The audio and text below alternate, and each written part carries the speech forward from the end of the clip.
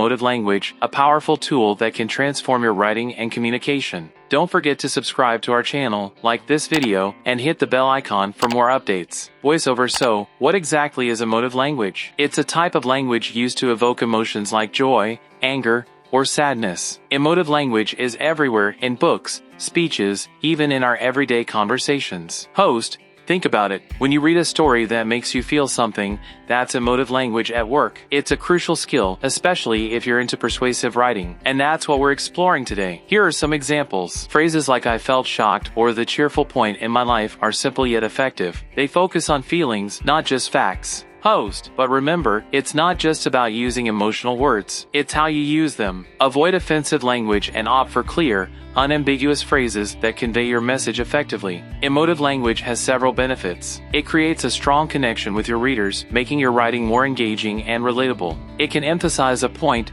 intensify a message, or bring immediacy to your storytelling. Now, where do you use emotive language? You can find it in academic papers, poems, promotions, and even public announcements. It's everywhere. But remember, balance is key. Too much emotive language can overwhelm your audience. So, how can you enhance your emotional writing techniques? Keep it simple, avoid vague words, and use emotive sentences that prompt action or evoke strong feelings. One great way to connect with audiences emotionally made his messages unforgettable. The impact of emotive language is profound.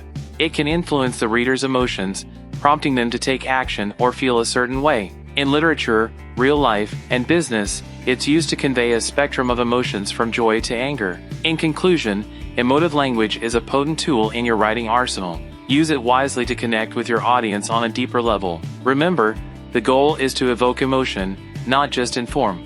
That wraps up our guide on emotive language. We hope you found this informative and engaging. Don't forget to subscribe, like this video, and hit the bell icon for more content like this. Until next time, keep writing and stay emotive.